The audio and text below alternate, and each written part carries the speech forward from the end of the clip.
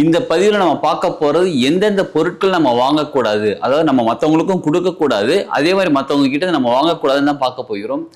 அது என்னங்க, எல்லாமே நம்ம அன்னதானம் கொடுக்குறோம், வஸ்திரதானம் கொடுக்குறோம், எவ்வளோ கொடுக்குறோமே, அதெல்லாம் கொடுக்குறோம், நம்மளும் வாங்கிக்கிறோம், இந்த மாதிரிலாம் நடந்துட்டு தானே இருக்கு. இதுல என்னங்க வாங்கக்கூடாது இல்லை கொடுக்கக்கூடாதுன்னு பொருட்கள் இருக்கா? தானம் கொடுக்க ரொம்ப நல்லதான்னு நினைக்கிறோம். எஸ், ரொம்ப ரொம்ப நல்லது. இல்லைங்க, ரொம்ப சென்டிமெண்ட். இந்த சென்டிமெண்ட்லாம் பார்த்தீங்கன்னு வச்சுக்கோங்களேன், நமக்கு எனர்ஜி லெவல் டேமேஜ் ஆகும்.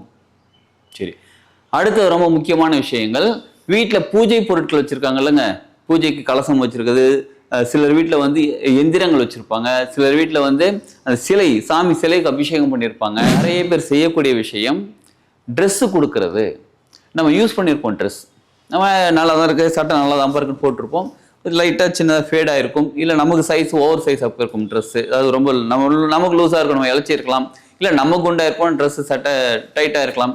இந்த மாதிரி நல்லா இருக்குது ட்ரெஸ்ஸு. ஸோ கிட்டத்தட்ட புது ட்ரெஸ் மாதிரி தான் இருக்குது, நல்லா இருக்குது. இருந்தாலும் அந்த ட்ரெஸ்ஸை கொண்டு போய் மற்றவங்களுக்கு யாருக்காவது தேவைப்படுறவங்களுக்கு கொடுத்தா அவங்க போட்டுப்பாங்களே, கரெக்ட் தான் போட்டுப்பாங்க. இந்த மாதிரி ட்ரெஸ்ஸை கொடுக்கக்கூடாது. அப்படி கொடுக்கணும் அப்படின்னு நீங்கள் நினச்சிங்க அப்படின்னா முதல்ல என்ன திரும்ப பண்ணணும்? மொத்தத்தில் என்ன சொல்ல வரோம் அப்படின்னா, நீங்கள் மற்றவங்களுக்கு கொடுக்கணும்னு நினச்சா நல்லதாக பொருளாக புதுசாக வாங்கி கொடுங்க. மற்றவங்க கிட்ட நீங்கள் வாங்கிக்கிறதா இருந்தால் நல்ல பொருள் புதுசாக வாங்கிக்கோங்க. நீங்கள் உபயோகப்படுத்த அதை கொடுக்கணுன்ற சூழ்நிலை ஏற்பட்டுச்சுன்னா, இப்போ சொன்ன பார்த்தீங்களா, அதை ஃபாலோ பண்ணி அந்த மாதிரி செய்யுங்க. உங்களோட எனர்ஜியும் அங்கே லாஸ் ஆகாது, அதே மாதிரி மற்றவங்களோட தேவையில்லாத எனர்ஜி நம்ம கிட்ட வந்து சேராது. வாழ்க வளமுடன். Healing hands education healing centre தங்கள் அன்புடன் வரவேற்கிறது. இந்த பதிவில் நம்ம பார்க்க போகிறது எந்தெந்த பொருட்கள் நம்ம வாங்கக்கூடாது, அதாவது நம்ம மற்றவங்களுக்கும் கொடுக்கக்கூடாது, அதே மாதிரி மற்றவங்க கிட்ட நம்ம வாங்கக்கூடாதுன்னு தான் பார்க்க போகிறோம். அது என்னங்க, எல்லாமே நம்ம அன்னதானம் கொடுக்குறோம், வஸ்திரதானம் கொடுக்குறோம், எவ்வளோ கொடுக்குறோமே, அதெல்லாம் கொடுக்குறோம், நம்மளும் வாங்கிக்கிறோம், இந்த மாதிரிலாம் நடந்துட்டு தானே இருக்குது. இதில் என்னங்க வாங்கக்கூடாது இல்லை கொடுக்கக்கூடாதுன்னு பொருட்கள் இருக்கா? தானம் கொடுக்க ரொம்ப நல்லதான்னு நினைக்கிறோம். எஸ், ரொம்ப ரொம்ப நல்லது. எந்த தானம் கொடுத்தாலும் நம்ம ஃப்ரெஷ்ஷாக புதுசாக தான் கொடுக்கணும், புரியுதுங்களா? அதாவது இப்போ சில சமயங்களில் வீட்டில் நம்ம ஒரு வால் கிளாக் மாட்டி வச்சுருக்கிறோம், சரிங்களா? வீட்டில் ஒரு அழகான கண்ணாடி இருக்குது, வால் கிளாக் இருக்குது, இதெல்லாம் நல்லா இருக்குது. நம்ம வந்து வேறு இடத்துக்கு ஷிஃப்ட் ஆக போகிறோம், வேற ஒரு ஊருக்கு ஷிஃப்ட் ஆகுறோம். இப்போ இந்த வால் கிளாக் கண்ணாடி பொருட்கள்லாம் ரொம்ப கேர்ஃபுல்லாக பத்திரமா கொண்டு போகணும். ஏன்னா கண்ணாடி பொருட்கள் எல்லாமே அது உடையாமல் கொண்டு போகணும். அதுக்கு பதிலாக நம்ம என்ன பண்ணுவோம், சரி பக்கத்தில் யாருக்காவது கொடுத்துடலாம், இதை வந்து ஒரு 1000 ரூபாய் இருக்குன்னு வச்சுக்கோங்களேன், இதை பாதுகாத்து கொண்டு போகிறதுக்கே 2000 ரூபாய் செலவாகும். அதனால இதை வந்து இங்கேயே கொடுத்துடலாம், அங்கே போய் நம்ம புதுசாக வாங்கிக்கலாம்னு நினச்சி யாராவது உங்ககிட்ட கொடுத்தாலோ, இல்லை உங்களுக்கு நீங்கள் அந்த மாதிரி சுச்சுவேஷன் வந்து நீங்கள் யாருக்காவது கொடுக்கணும்னு நினச்சாலோ கொடுக்காதீங்க. அப்படி உங்ககிட்ட யாராவது கொடுத்தா வாங்காதீங்க. புதுசு தாங்க, அவங்க வீட்டில் வாங்கி புதுசாக தாங்க மாட்டினாங்க, ஒரு வாரத்துக்குள்ளே அவங்க வீட்டு ஷிஃப்ட் ஆகுறாங்க, இப்போ வாங்கிக்கலாமா? வேண்டாம். ஒரு வால் கிளாக் கண்ணாடி பொருட்கள் எல்லாமே எப்படிப்பட்டது தெரியுங்களா? ஒரு எனர்ஜியை ரிசீவ் பண்ண வச்சுக்கூடிய தன்மை கொண்டு. ஒரு வால் கிளாக்குங்கிறது நேரம் காட்டுறது மட்டும் கிடையாது, அதுக்குள்ள எக்கச்சக்கமான விஷயங்கள் இருக்கு, பல சூட்சமங்கள் இருக்கு. அதே மாதிரி கண்ணாடி இருக்கு பார்த்தீங்களா, அந்த கண்ணாடி மிரர், அந்த முகம் பார்த்து நம்மளோட எனர்ஜி அதை அப்சர்வ் பண்ணி வச்சுப்பாங்க. நம்ம இல்லைனா கூட சில சமயம் அதில் உருவங்கள், நம்மளோட உருவங்கள் தெரிவாங்க. அதாவது நெகட்டிவாக நான் சொல்ல வரலங்க, பாசிட்டிவாக தான் சொல்ல வரேன். நம்மளுடைய கண்ணாடி சிலருக்கு, ஒரு சிலருக்கு தெரிஞ்சிருக்கும், கண்ணாடி பயிற்சி பண்ணுறவங்களுக்கு தெரிஞ்சிருக்கும். கண்ணாடி பயிற்சி அப்படின்னா இந்த ஸ்பெக்ஸ் கண்ணாடி கிடையாது, நான் சொல்கிறது மிரர் வச்சுருக்கவங்க பயிற்சி பண்ணுவாங்க. அந்த கண்ணாடியை பார்த்துக்கிட்டு கண்ணை பார்த்து புருவமதியை பார்த்து அமைதியாக உட்காந்துருப்பாங்க. இது ஒரு மெடிடேஷன் டெக்னிக். அந்த மெடிடேஷன் பண்ணுறவங்களை நம்ம என்ன தெரியுமா சொல்லுவோம், அந்த கண்ணாடி நீங்கள் மட்டும்தான் பார்க்கணும், உங்களுக்கு மட்டும்தான் அந்த மெடிடேஷனுக்கான கண்ணாடி, நீங்கள் வேற யாருக்கான காமிக்க கூடாது, வேற யார் கண்ணாடி நீங்கள் பார்க்கவும் கூடாது. இப்போ இன்னொருத்தங்க இந்த கண்ணாடி நல்லா இருக்கான்னு பாருங்க கூட பார்க்கக்கூடாது, புரியுதுங்களா? அப்படிப்பட்ட கண்ணாடி நம்ம மற்றவங்க வீட்டுக்கு போகிறோம், அவங்க பார்த்து கண்ணாடி பார்த்து அலசிக்கிறோம், மேக்கப் பண்ணிக்கிறோம், அதெல்லாம் வேற. அவங்க யூஸ் பண்ண கண்ணாடி, ட்ரெஸ்ஸிங் டேபிளில் இருக்கக்கூடிய கண்ணாடி, ஒரு அழகான வாழ்க்கை, இந்த மாதிரி பொருட்கள் நீங்கள் வாங்காதீங்க, உங்ககிட்ட இருந்தாலும் கொடுக்காதீங்க. சப்போஸ் அந்த மாதிரி இருக்குது, நான் ரொம்ப ஷிஃப்ட் ஆகிறேன், ரொம்ப டிஸ்டன்ஸ் ஷிஃப்ட் ஆகிறேன், இப்போ நான் பொருட்களை என்ன பண்ணுறதுன்னு கேட்குறீங்களா? கோயிலில் கொண்டு போய் கொடுத்துருங்க. கோயிலில் இருக்கக்கூடிய எனர்ஜி லெவல் வேற, இன்னொருத்தவங்க வீட்டுக்கு போனால் அதோட எனர்ஜி லெவல் வேற. எப்படி நீங்கள் ஃப்ரீயாக தானே கொடுக்க போகிறீங்க? கோயிலுக்கு தானமாக கொடுத்தா கோயிலில் வால் கிளாக் மாட்டி வச்சுருப்பாங்க, கோயிலில் கண்ணாடி வச்சுருப்பாங்க, நிறைய கோயிலில் வந்து பொட்டு வைக்கிறதுக்கெல்லாம் கண்ணாடிலாம் மாட்டி வச்சுருக்காங்க, அது மாதிரிலாம் இருக்குது. ஓகே, கொடுத்துருங்க. நீங்கள் அது சின்ன கோயில் பெரிய கோயில் அப்படிலாம் பார்க்காதீங்க, கோயிலில் கொடுத்துருங்க, சரிங்களா? சரி, அடுத்தது நகை, கோல்டு இருக்குது பார்த்தீங்கன்னா, கோல்டு சில்வர் நகை, எந்த நகையாக இருந்தாலும் பரவாயில்லைங்க. யாராவது உங்களுக்கு கிஃப்டாக கொடுத்தா வாங்காதீங்க. கிஃப்ட் அப்படின்னா புதுசாக ஒரு நகை வாங்குறாங்க, புதுசாக ஒரு கோல்டு வாங்குறாங்க, புதுசாக உங்களுக்காக ஒரு செயின் வாங்கி உங்களுக்காக வாங்கி தராங்கன்னா அதை நம்ம வாங்கிக்கலாம். சில கல்யாணத்துக்கு அந்த கிஃப்ட், இந்த பர்த்டேக்கு அந்த மாதிரிலாம் கிஃப்ட் பண்ணுவாங்க, கோல்டுலாம் கிஃப்ட் பண்ணுவாங்க, சில்வர் கிஃப்ட் பண்ணுவாங்க, அதெல்லாம் வாங்கிக்கலாம். ஆனால் அவங்க யூஸ் பண்ண பொருட்கள் இருக்குது பார்த்தீங்களா, ஒரு செயின் ரொம்ப நல்லா போட்டுட்டு இருக்கேன், நல்லா இருக்கு, யாரு? அம்மா பொண்ணு, அக்கா தங்கச்சி, இந்த மாதிரி கேரக்டர் நிறைய விஷயங்கள் இதை பண்ணுவாங்க. அப்போ ஆம்பளை பசங்க மாற்றிக்கலாமா? அவங்களுக்கும் தான் சரி, எல்லா மனிதர்களுக்குமே சரி. இப்போ அவங்க யூஸ் பண்ணிட்டு இருப்பாங்க, ஒரு 4 வருஷம் 5 வருஷம் யூஸ் பண்ணிட்டு இருப்பாங்க. அவங்க என்ன பண்ணுவாங்க, பாசத்தில் நல்லா கவனிச்சுக்கோங்க, ஒரு பாசத்தில் இந்த செயின் நீனே வச்சுக்கோ, நான் இவ்வளோ போட்டுருந்தேன் பரவாயில்ல நீ வச்சுக்கோன்னு சொல்லும்போது வாங்கிக்கலாம். எப்போ தெரியுமா வாங்கணும்? அவங்க அதை கோல்டை அந்த செயினை உருக்கி கோல்டாக கூட அவங்ககிட்ட கொடுத்துடலாம், உருக்கி கொடுக்கலாம்.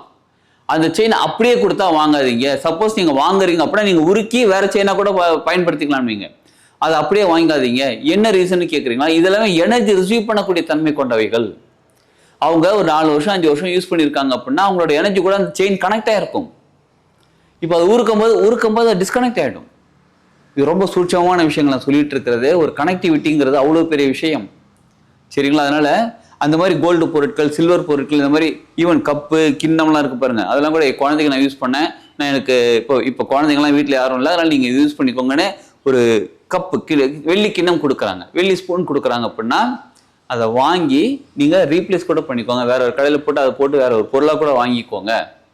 இல்லைங்க ரொம்ப சென்டிமெண்ட், இந்த சென்டிமெண்ட்லாம் பார்த்தீங்கன்னு வச்சுக்கோங்களேன், நமக்கு எனர்ஜி லெவல் டேமேஜ் ஆகும்.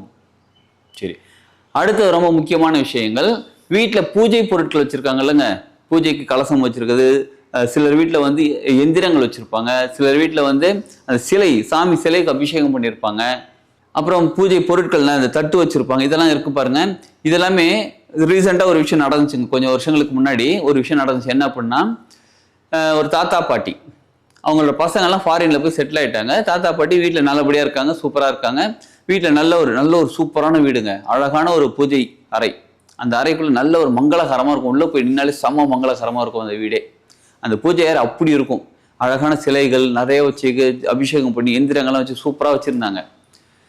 அந்த தாத்தா இறந்துட்டாரு, கிளம்பிட்டாரு. அந்த பாட்டியம்மா மட்டும் கொஞ்சம் மெயின்டைன் பண்ணிட்டு இருந்தாங்க. அப்புறம் ஒரு சுச்சுவேஷனுக்கு அப்புறம் அந்த பாட்டியம்மாவும் இறந்துட்டாங்க. அப்போ அந்த ஃபாரின்லேருந்து அந்த பசங்களாம் என்ன பண்ணாங்க, இங்கே இருக்கிற பூஜை சாமான்லாம் ஃபாரின் கொண்டு போகிறது ரொம்ப கஷ்டம், இதெல்லாம் நாங்கள் எங்கள் வீட்டில் அங்கே ஃபாரினில் நாங்கள் வேறு மாதிரி செட்டப் வச்சுருக்கிறோம். அதனால் என்ன பண்ணாங்க, ஒரு நல்ல ஒரு ஃபேமிலி இருக்குது, ஒரு ஹஸ்பண்ட் ஒய்ஃப் ஃபேமிலி இருக்காங்க. அவங்களுக்கு கொண்டு போய் என்ன பண்ணாங்க, இதை நீங்கள் பராமரிச்சுக்கோங்க, இதெல்லாம் நீங்களே பார்த்துக்கோங்கன்னு சொல்லி கொடுத்துட்டாங்க. இவங்களும் ரொம்ப சந்தோஷமாக வாங்கிக்கிட்டாங்க. ஒரு நல்ல இறைநிலை தானே, சக்தி தானே வராங்கன்னு சொல்லி நல்ல சந்தோஷமாக வாங்கிட்டாங்க. இந்த தாத்தா பாட்டி கிட்டத்தட்ட 35-40 வருஷமாக இதை பயன்படுத்தி அதை பாதுகாத்துக்கிட்டு இருக்காங்க. இவங்க அதை வாங்கிட்டாங்க. இவங்க வாங்கி இவங்களோட பூஜை அறையில் வச்சுக்கிட்டு அவங்க அபிஷேகம் பண்ணுறாங்க, எல்லாமே பராமரிக்கிறாங்க. கொஞ்சம் கொஞ்சமாக என்ன ஆகுது, ஹஸ்பண்ட் ஒய்ஃப்குள்ள சண்டை வருது, பிரச்சனை வருது, டைவோர்ஸ் வரலும் கிட்டத்தட்ட போயிடுச்சு. அதுக்கப்புறம் இவ்வளோ வருஷமாக நம்ம இப்படிலாம் இல்லையே, நல்லா தானே இருந்தோம்னு சொல்லி ஒரு சில விஷயங்கள் சூட்சமங்கள் பார்த்துட்டு அதுக்கப்புறம் நம்ம கிட்ட கேட்கும்போது நம்ம என்ன சொன்னோம்னா, இந்த மாதிரி ஏதாவது கிஃப்ட் வாங்கினீங்களா, ஏதாவது வாங்கினீங்களா, இந்த மாதிரி ஏதாவது வாங்கலேன்னு கேட்கும்போது அவங்க ஞாபகப்படுத்தி, ஆமாங்க எங்கள் தெரிஞ்சவங்க தான், ரொம்ப ரொம்ப க்ளோஸ் ரிலேட்டிவ் மாதிரி தான் அவங்க இதெல்லாம் கொடுத்தாங்க அப்படின்னா இதெல்லாம் என்ன கொடுத்துருங்க அப்படின்னு. யார்கிட்டனா கோயிலில் போய் கொடுத்துருங்க சார், அவங்க எங்களுக்கு எங்கள் மேலே அன்பாக வச்சு எங்கள் மேலே நம்பிக்கை வச்சு நாங்கள் பராமரிப்போம், இந்த சிலைகள்லாம் நல்லா அபிஷேகம் பண்ணி வைப்போம்னு கொடுத்துருக்காங்க. எஸ், அவங்க வீட்டில் இருந்து எனர்ஜி லெவல் வேற, கடவுள் தான், இறைவன் தான், சாமி தான், எல்லாமே சக்தி தான். அங்கே இருக்கக்கூடிய எனர்ஜி லெவல் வேற. அவங்க உங்களுக்கு கொடுக்கும்போது அவங்க நல்ல மனசோட உங்களுக்கு கொடுத்துருக்காங்க. ஆனால் இந்த சக்தி நிலை உங்கள் குடும்பத்துக்கு ஒத்து வரலை, அதனால நீங்கள் கொடுத்துருங்க அப்படின்னா சரி ஓகேன்ட்டாங்க. அவங்களுக்கு மனசு இல்லாமல் தான் கொடுத்தாங்கன்னு வச்சுக்கோங்க. கோயிலில் கொண்டு போய் கொடுத்துட்டாங்க. ஒரு 1.5 மாதம் 2 மாதம் ஆச்சு. அவங்களுக்குள்ள இருக்கிற ப்ராப்ளம் கொஞ்சம் கொஞ்சமாக கம்மியாகிட்டே வந்துச்சு. இந்த டைவோர்ஸ் வரலும் போன விஷயங்கள் அப்படியே கம்மியாகிட்டு சாதாரணமாயிட்டாங்க. அப்புறமா ஒரு 4 மாதம் கழிச்சு சொன்னாங்க, பார்க்கும்போது சொன்னாங்க, சார் நீங்கள் சொன்னது கரெக்ட் தான், அவங்க கோயிலில் கொண்டு போய் கொடுத்துட்டோம் எல்லாத்தையும், இப்போ நாங்கள் நல்லா இருக்கிறோம் அப்படின்னாங்க. ஆக இறைவன் சக்தி எல்லாமே சூப்பரான எனர்ஜி தாங்க, நமக்கு ஒத்து வரணும்.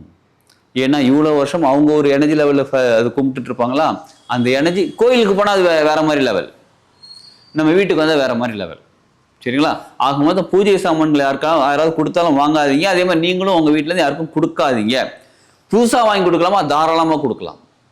புதுசாக ஒரு முருகர் சிலை வாங்கி கொடுக்கலாம், புதுசாக ஒரு வேல் வாங்கி கொடுக்கலாம், புதுசாக இப்போ சஷ்டி வேறு நடந்துட்டு இருக்கலாம், புதுசாக ஏதாவது விஷயங்கள் கொடுக்கணும் கூட நீங்கள் ஃப்ரெஷ்ஷாக வாங்கி அதை வாங்கும் போதே அவங்களுக்குன்னு நினச்சி வாங்கி அவங்கக்கிட்ட கொடுத்தீங்கன்னா அதோட லெவல் வேறு மாதிரி. வீட்டை உபயோகப்படுத்துறது கொடுக்காதீங்க, அதே மாதிரி வீட்டில் உபயோகப்படுத்துறது கொடுத்தாலும் வாங்காதீங்க. சரி, அடுத்த ரொம்ப ரொம்ப முக்கியமான விஷயம், நிறைய பேர் செய்யக்கூடிய விஷயம், ட்ரெஸ்ஸு கொடுக்கறது. நம்ம யூஸ் பண்ணியிருப்போம் ட்ரெஸ், நம்ம நல்லா தான் இருக்குது, சட்டை நல்லா தான் இருக்குன்னு போட்டிருப்போம், லைட்டாக சின்னதாக ஃபேடாக இருக்கும், இல்லை நமக்கு சைஸ் ஓவர் சைஸ் அப்போ இருக்கும் ட்ரெஸ்ஸு, அது ரொம்ப நமக்கு லூஸாக இருக்கும், நம்ம இழைச்சிருக்கலாம், இல்லை நம்ம குண்டாக இருப்போம், ட்ரெஸ்ஸு சட்டை டைட்டாக இருக்கலாம். இந்த மாதிரி நல்லா இருக்குது ட்ரெஸ்ஸு, ஸோ ஸோ கிட்டத்தட்ட புது ட்ரெஸ் மாதிரி தான் இருக்கு, நல்லா இருக்கு. இருந்தாலும் அந்த ட்ரெஸ்ஸை கொண்டு போய் மற்றவங்களுக்கு யாருக்காவது தேவைப்படுறவங்களுக்கு கொடுத்தா அவங்க போட்டுப்பாங்களே, கரெக்ட் தான் போட்டுப்பாங்க. இந்த மாதிரி ட்ரெஸ்ஸை கொடுக்கக்கூடாது. அப்படி கொடுக்கணும் அப்படின்னு நீங்கள் நினச்சிங்க அப்படின்னா முதல்ல என்ன நம்ம பண்ணணும், நல்லா வாஷ் பண்ணணும். சாதாரணமாக நம்ம ட்ரெஸ் வாஷ் பண்ணுற மாதிரி கூட இல்லாமல் நல்லா சுடுதண்ணியில் நல்லா கவனிச்சுக்கோங்க. மறுபடியும் சொல்கிறேன், சுட தண்ணியில் அந்த ட்ரெஸ்ஸை நல்லா ஊற வச்சு நல்லா ப்ரஷ் போட்டு க்ளீன் பண்ணி அதுக்கப்புறம் நல்லா வாஷ் பண்ணி வெயிலில் காய வைக்கணும். அந்த வெயிலில் காய வைக்கும்போது அந்த எனர்ஜி லெவல் மாறும், ட்ரெஸ்ஸோட எனர்ஜி லெவல் மாறும். நம்ம ஒரு ட்ரெஸ் போட்டிருக்கோம், இப்போ இந்த ஷர்ட் போட்டிருக்கோம், ஒரு நல்ல விஷயம் பேசிகிட்டு இருக்கோம், சரிங்களா? இந்த ஷர்ட் இந்த எனர்ஜி லெவல் அப்சர்வ் பண்ணிக்கிட்டே இருக்கும். இந்த மாதிரி பல தடவை இந்த சட்டை போட்டிருப்போம், இந்த மாதிரி பல தடவை நம்ம ட்ரெஸ் போட்டிருப்போம். அந்த ட்ரெஸ் எல்லாமே நம்மளோட எனர்ஜி லெவல் அப்சர்வ் பண்ணி நம்ம கூட கனெக்டாக இருக்கும். முக்கியமாக என்ன திரும்ப நினைக்கும், இந்த அக்கா தங்கச்சி இருக்காங்க பார்த்தீங்களா, அவங்களுக்கு ட்ரெஸ் இந்த நீ போட்டுக்கோ, ஊருக்கு போகிறாங்க, சரிங்களா? இப்போ ஊருக்கு போகிறாங்க, இவங்க வந்து ட்ரெஸ் எடுத்துகிட்டு போகிறாங்க. பட் 2 நாள் எக்ஸ்ட்ரா தங்க வேண்டியது இருக்குது. இவங்க ட்ரெஸ் வந்து பயன்படுத்த முடியலை, இவங்க கொண்டு போன ட்ரெஸ் பயன்படுத்த முடியல, பயன்படுத்தி முடிச்சிட்டாங்க. இப்போ எக்ஸ்ட்ரா தங்க வேண்டியது இருக்குது. அவங்க அக்கா கிட்ட வந்து தங்கச்சி கிட்ட வந்து ரிலேட்டிவ் கிட்ட வந்து அவங்க ட்ரெஸ் கொடுப்பாங்க. என்ன உன் சைஸ் என் சைஸ் தான், இந்த நைட்டி போட்டுக்கோ, இந்த புடவை கட்டிக்கோ, இந்த சுடிதார் போட்டுக்கோன்னு கொடுக்குறாங்க பார்த்தீங்களா? அந்த மாதிரி வாங்கவே கூடாது. புதுசாக கூட நீங்கள் வாங்கி உடுத்திக்கோங்க. புதுசாக வாங்கினா செலவாகுமே. நீங்கள் இந்த மாதிரி வாங்கி அந்த பிரச்சனையை வாங்குறதுக்கு பதிலாக புதுசாக நீங்கள் 2000 ரூபாய் கொடுத்து கூட வாங்கி நீங்கள் போட்டுக்கலாம். சீரியஸாங்க சொல்கிறேன். இங்கே பணம்ங்கிறது நம்ம வந்து ரொம்ப முக்கியமாக பார்க்குறோம். பணத்தை விட எனர்ஜி ரொம்ப ரொம்ப முக்கியமானது. எங்கள் சொந்த அக்காங்க சொந்த தங்கச்சிங்க இருக்கட்டுங்க, அது அவங்களோட லைஃப் அவங்க வாழ்ந்துட்டு இருக்காங்க.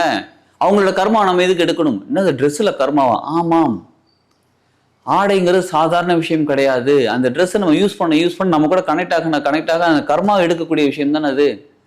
அதை அப்சர்வ் பண்ணி வச்சிருக்கும். அதை நம்ம இன்னொருத்தவங்களுக்கு கொடுக்கும்போது, இல்லை இன்னொருத்தவங்களோட ட்ரெஸ் நம்ம உபயோகப்படுத்தப்பட்ட ஆடைகள் வாங்கும்போது அவங்க துவைச்சி தானே வச்சிருக்காங்க.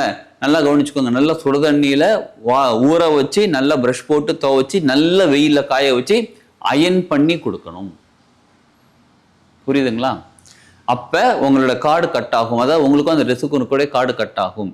இந்த மாதிரி உங்கள் அக்கா கிட்ட இருந்து தங்கச்சி ஏற்றாவது வாங்கணும் அப்படின்னா நீங்கள் ஆண்களுக்கு உங்களுக்கும் அந்த சட்டை வாங்குறது பேண்ட் வாங்குறது எல்லாமே சேர்ந்தது தான், சரிங்களா? அது மாதிரி வாங்குறதா இருந்தால் ஒரே ஒரு நாள் தானே நாங்கள் போட்டுக்கிறேன். இதில் என்னங்க பெரிய விஷயம்? அந்த ஒரு நாள் தாங்க பெரிய விஷயமே. அதனால யாரும் வாங்காதீங்க. அதே மாதிரி நீங்கள் கொடுக்கணும்னு நினச்சாலும் நீட்டாக க்ளீன் பண்ணி மற்றவங்களுக்கு கொடுங்க. அதே மாதிரி தாங்க பெட்டுலாம் இருக்குது பாருங்கள். சிலர் வந்து நான் வந்து புது பெட்டு வாங்கிட்டேன்ப்பா, இப்போ தான் இப்போ 1 வருஷம் ஆச்சு நான் அந்த பெட்டு வாங்கி, நான் புது பெட்டு வாங்கிட்டேன், இல்லை யாரும் கிஃப்ட் கொடுத்தாங்க, ஏதோ வந்துச்சு, இப்போ நீ இந்த பெட்டு எடுத்துக்கோனா கொடுக்கக்கூடாது. அந்த பெட்டு, தலகாணி, பில்லோ கவர், அந்த பெட் ஸ்ப்ரெட் இதெல்லாம் இருக்குது பார்த்தீங்களா, இதெல்லாமே உபயோகப்படுத்தி யாரும் கொடுக்க மாட்டாங்க மோஸ்ட்லி. நான் ஃபாரின் போகிறேன் இல்லை ஊருக்கு போகிறேன் அப்படின்னும்போது அவங்க கொடுத்துருப்பாங்க, அதையும் வாங்காதீங்க. அது என்னதான் பண்ணுறது, நல்லா வாஷ் பண்ணி, இப்போ பில்லோ கவர்லாம் வாஷ் பண்ணி நல்லா க்ளீன் பண்ணி கொடுக்கலாம். அதாவது நீங்கள் வாங்கின பிறகு நீங்கள் வாஷ் பண்ணிக்கூடாது. அவங்க கொடுக்கும் போதே அவங்ககிட்ட சொல்லிவிடுங்க, நல்லா தண்ணியை சுடுறது இல்லை ஊற வச்சு நல்லா வாஷிங் மிஷினில் போட்டு நல்லா க்ளீன் பண்ணி வாஷ் பண்ணி நல்ல வெயிலில் காய போட்டு அதுக்கப்புறம் நல்லா க்ளீனாக மடித்து கொடுங்க அப்படின்னு சொல்லுங்கள். முடிஞ்சளவு வாங்காதீங்களேன், பெஸ்ட்டு, சரிங்களா? இல்லைங்க எங்கள் வீட்டில் இருக்குன்னு கூட சொல்லிவிடுங்க. நீங்கள் வாங்க மாட்டேன்னு சொன்னால் அவங்க வந்து மனசு கஷ்டப்படும் அப்படின்னா, இல்லைங்க இப்போதைக்கு எங்கள் வீட்டில் இருக்குங்க அப்படின்னு கூட சொல்லிவிடுங்க, சரிங்களா? உங்ககிட்ட கொடுக்குற மாதிரி இருந்துச்சுன்னு நீங்கள் கொடுக்காதீங்க. வேறு என்னதாங்க பண்ணுறது அப்படின்றீங்களா? நல்லா க்ளீன் பண்ணி வாஷ் பண்ணி, இப்போ பெட்டு கொடுக்கலான்னா பெட்டு வாஷபிள் பெட்டாக இருந்தால் வாஷ் பண்ணிவிடுங்க. இல்லைன்னா வெயிலில் 2 நாள் 3 நாள் நல்லா காய போடுங்க. காய போட்டு எங்கேயாவது அனாத ஆசிரமம் அந்த மாதிரி எங்கேயாவது கொடுத்துருங்க. வீட்டுக்கு யாருக்கும் கொடுக்காதீங்க. சரி, ஓகே. அடுத்தது ரொம்ப ரொம்ப முக்கியமான விஷயம், நம்ம பணம் வைக்கக்கூடிய பொருட்கள். பணம் வைக்கிற வேலட் இருக்குது, பணம் வைக்கக்கூடிய பேக் இருக்குது, சில ஹேண்ட்பேக் இருக்குது, அதுக்கப்புறம் பணப்பெட்டி இருக்குது, தேக்கு மரத்தில் செஞ்ச பணப்பெட்டி இருக்குது. இப்போ சிலர் என்ன பண்ணுவாங்க, புதுசாக நான் இப்போ தான் ஒரு பணப்பெட்டி வாங்கியிருக்கிறேன், 32 இன்ச்சஸில் வாங்கியிருக்கிறேன்னு தேக்கில் செஞ்சுருக்கு. அதோட அளவு முறைகள்லாம் இருக்குது. அந்த அளவு முறையில் ஒரு அழகாக ஒரு பணப்பெட்டி வாங்கியிருக்கிறேன். ஏற்கனவே நான் பணப்பெட்டி உங்களுக்கு யூஸ் பண்ணிகிட்டு இருந்தேன், அது சும்மா தான் இருக்குது, அது சும்மா இருக்க பதில் நீ வச்சுக்கோன்னு சொல்லி யாருக்காவது நீங்கள் கொடுத்தாலும் சரி கொடுக்காதீங்க, மற்றவங்க யாராவது கொடுத்தாலும் வாங்காதீங்க. நல்லது தானேங்க அது, வாங்காதீங்க. பணம்ங்க அது கரெக்டு, அது பொருளாதாரம் அவங்க நிறைய வச்சுருந்தாங்க, கரெக்டு. அவங்க லட்சாதிபதி கோடீஸ்வரர், ஆமாம் கரெக்டு. அவங்க நிறைய அடிக்கடிக்கு பணமாக வச்சுருப்பாங்க, கரெக்டு. அதை கொடுக்குறாங்க, அது ராசியானது தானே, அவங்களுக்கு அது ராசியானது. அது நமக்கு ராசியானதுன்னு கேட்டால் தெரியாது, சரிங்களா? அதனால நம்மக்கிட்ட இருந்தாலும் கொடுக்கக்கூடாது. இதை வேற என்னங்க பண்ணுறது, கோயிலில் போய் வச்சுருங்க. சீரியஸாங்க. அப்போ கோயில் சாமி கும்பிட்ற இடம் தானே நினச்சோம், சாமி கும்பிட்ற இடம் தான். அங்கே சக்தி நிலை வேற மாதிரி. நீங்கள் அங்கே கொண்டு போய் எந்த பொருட்கள் வச்சாலும் அதோட சக்தி நிலை மாறிவிடும். அந்த கோயிலில் வந்து டிரான்ஸ்ஃபார்மர்னு வச்சுக்கோங்களேன், 25,000 வோல்ட்டு. நம்ம வீட்டில் 220 வோல்ட்டு, சரிங்களா? எது அதிகமானது அங்க. நீங்க அங்க கொண்டு போய் எதை வச்சாலும், கோயிலில் கொண்டு போய் வச்சாலும் அதோட சக்தி நிலை மாறிவிடும். ஆனா நம்ம வீட்டில் கொண்டு ஒரு பொருள் வைக்கும் போது அந்த சக்தி நிலை எந்த பொருள் வைக்கிறோமோ அதற்கு தகுந்த நம்ம வீட்டோட சூழ்நிலைக்கு மாறுவதற்கு நிறைய வாய்ப்புகள் இருக்கு. சரிங்களா? அதனால நீங்க என்ன பண்ணுங்க அப்படின்னா, எந்த ஒரு பொருள் கொடுத்தாலும் புதுசா எல்லாமே கொடுக்கலாம். மறுபடியும் சொல்றாங்க, புதுசா எல்லாமே கொடுக்கலாம். அவங்க யூஸ் பண்ணதை நீங்க வாங்கிக்காதீங்க. அதே மாதிரி நீங்க யூஸ் பண்ணிட்டு இருக்க பொருள் அவங்க மற்றவங்களுக்கு கொடுக்காதீங்க. ஸோ மொத்தத்தில் என்ன சொல்ல வரோம் அப்படின்னா, நீங்க மற்றவங்களுக்கு கொடுக்கணும்னு நினைச்சா நல்லதா பொருளா புதுசா வாங்கி கொடுங்க. மற்றவங்க கிட்ட நீங்க வாங்கிக்கிறதா இருந்தால் நல்ல பொருள் புதுசா வாங்கிக்கோங்க. நீங்க உபயோகப்படுத்த கொடுக்கணுன்ற சூழ்நிலை ஏற்பட்டுச்சுன்னா, இப்ப சொன்ன பார்த்தீங்களா, அதை ஃபாலோ பண்ணி அந்த மாதிரி செய்யுங்க. உங்களோட எனர்ஜியும் அங்கே லாஸ் ஆகாது. அதே மாதிரி மற்றவங்களோட தேவையில்லாத எனர்ஜி நம்ம கிட்ட வந்து சேராது. ஓகேங்களா? ஸோ இதை பயன்படுத்தி கொள்ளுங்கள். நம்ம கொடுக்கறது நல்ல பொருளாகவே கொடுப்போம். அன்னதானம் கொடுங்க, மற்றதெல்லாம் கொடுக்கலாம், மற்ற பொருட்கள்லாம் கொடுக்கலாம். அது ரொம்ப நல்லது. இந்த பதிவை பார்க்குறேன், ஆனால் ஏற்கனவே வாங்கி வச்சிருக்கேனே, ஒரு கோல்டு செயின் கொடுத்தாங்க வாங்கி வச்சேன், கண்ணாடி வாங்கி வச்சிருக்கேன், இந்த மாதிரி ஏதோ ஒரு வாங்கி வச்சிருக்கேன், இப்போ என்ன பண்ணுதுன்னு கேட்குறீங்களா? கோல்டாக இருந்தால் உருக்கிடுங்க. உருக்கி நீங்கள் மறுபடியும் செயினாக கூட போட்டுக்கோங்க. இன்னும் ஒரு 10,000 செலவாகும். அதாவது இங்கே 10,000 ரூபாய் செலவுக்கு நம்ம கணக்கு பார்க்குறோம். ஆனால் எக்கச்சக்கமான எனர்ஜி நிலையில் நிறைய மாற்றங்கள் வருது. அதே மாதிரி இப்போ கோல்டு விலை அதிகமாகிடுச்சுங்களா, நிறைய பேர் என்ன பண்ணுறாங்க, யாராவது கோல்டு பழைய செயின் கொடுத்தா, பழைய நகைகள் கொடுத்தா வாங்கிக்கலாம். எனக்கு தைக்கூலி சேதாரம் இருக்காது, ஜிஎஸ்டிலாம் வராது, அதனால் அவங்ககிட்ட வாங்கிக்கலாம்னு சொல்லி அவங்க வாங்க போகிறாங்களா. அந்த மாதிரி வாங்கினாலும் நீங்கள் மறுபடியும் உருக்கிட்டு வேறு செயினாக போட்டுக்கோங்க. புரியுதுங்களா? அப்போ எந்த ஒரு விஷயமும் புதுசாக இருக்கும்போது நமக்கு கிடைக்கக்கூடிய விஷயங்கள் புதுசாக இருக்கும்போது அந்த எனர்ஜி லெவல் வேற, இதை மற்றவங்க உபயோகப்படுத்தின நம்ம வாங்கினா அதோட எனர்ஜி லெவல் வேற. புரிஞ்சுக்கோங்க. இதை புரிஞ்சுக்கிட்டு இதை பயன்படுத்துங்க. நல்ல பொருளாக கொடுங்க, அதே புது பொருளாக கொடுங்க, அதே மாதிரி புது பொருளாக வாங்குங்க. உங்கள் வாழ்க்கை நிச்சயமாக சிறப்பாக, செழிப்பாக, ஆனந்தமாக, ஆரோக்கியமாக, மகிழ்ச்சியான வாழ்க்கையாக மாறிவிடும். வாழ்க வளமுடன்.